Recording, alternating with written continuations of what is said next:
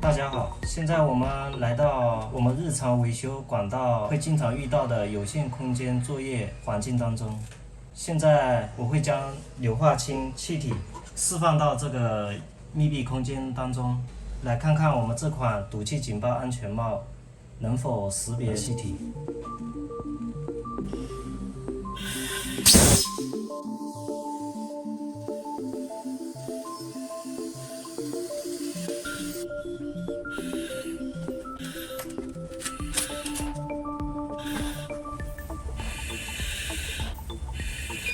硫化氢气体超标，请尽快撤离。